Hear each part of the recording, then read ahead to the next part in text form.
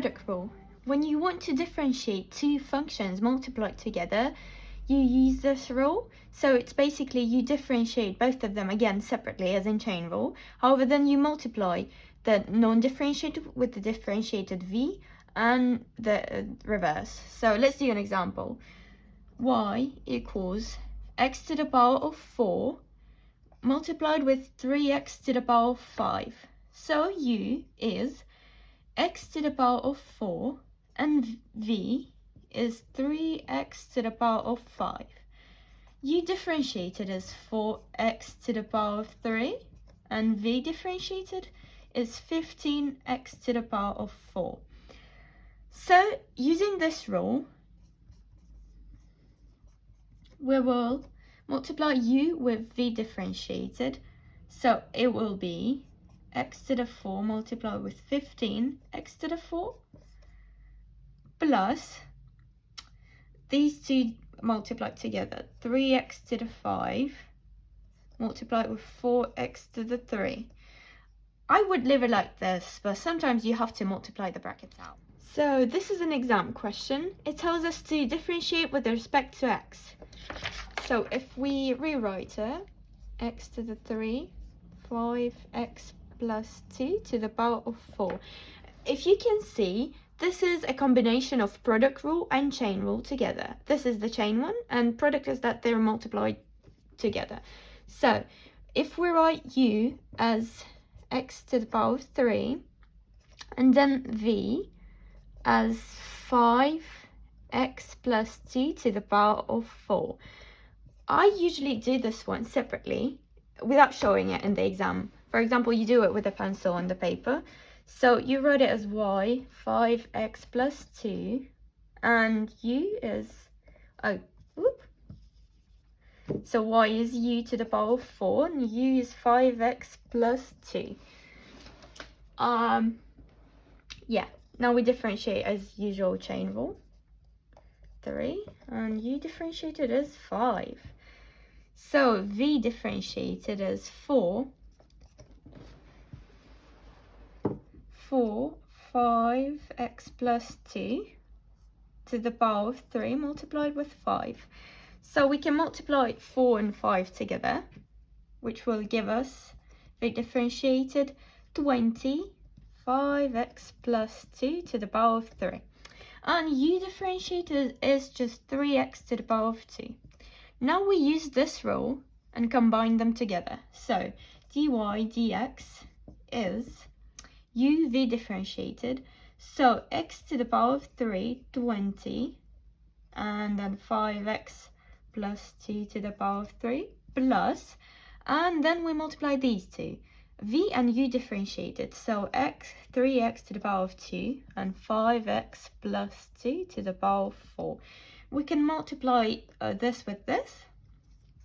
dy dx equals 20x to the power of 3. And this remains the same.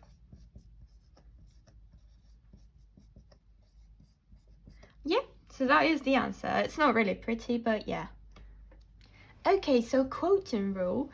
You use it when you want to differentiate one function divided by another. And this is the rule you need to use. Let's do an example. So 3x over x minus 1, everything to the power of 2. U will be 3x. And v will be x minus 1 to the power of 2. As you can see, this is chain rule, however it's a simple one, so I'll differentiate it straight away, and it's x minus 1. And u differentiated is 3. Okay, I usually multiply these straight away, so it's easier when I do the differentiation.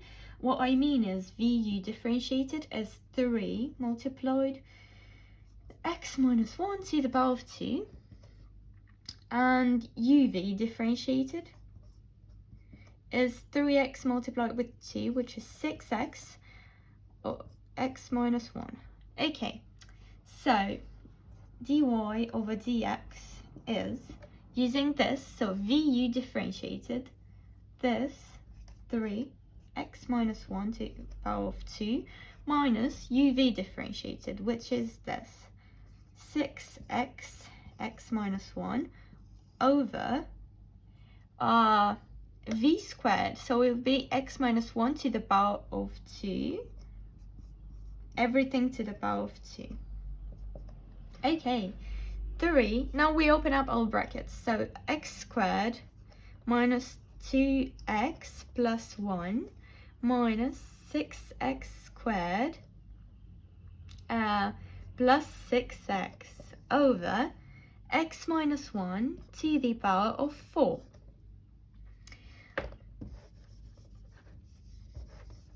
Oop.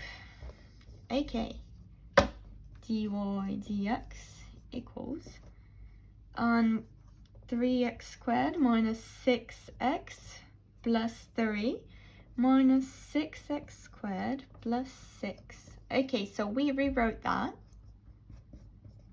And as we can see,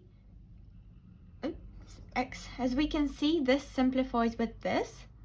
And we get 3 minus 3x squared over x minus 1 to the power of 4. Okay, so we have an exam question here. A curve C has this equation. Show that C has exactly one stationary point. A stationary point is when you make the first derivative equal to 0 and then you solve for x. So if we copy the equation,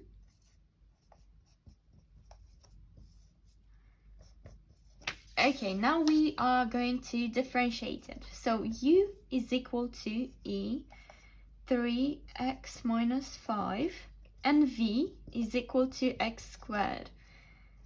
U differentiated is 3e 3x minus 5 and v differentiated is just 2x. So now we write uv differentiated, so 2x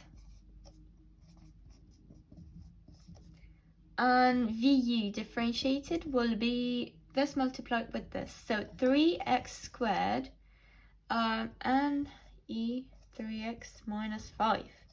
Okay, so when we write dy over dx, we do vu minus uv, so 3x squared e 3x minus 5 minus 2x e 3x minus 5 over v squared x to the power of 2 squared.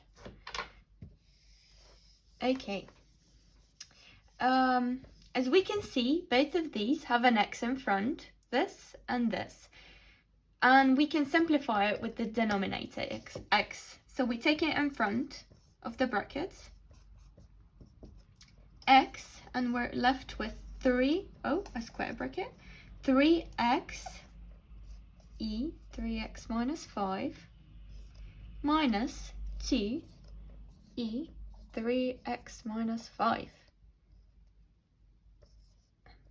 over x to the power of 4. This simplifies with this and we will be left with x to the power of 3. And since we were asked for stationary points, we now make this equal to 0. So 3x e to the power of 3x minus 5 minus 2 e 3x minus 5, this is a 3, over x cubed equal to 0.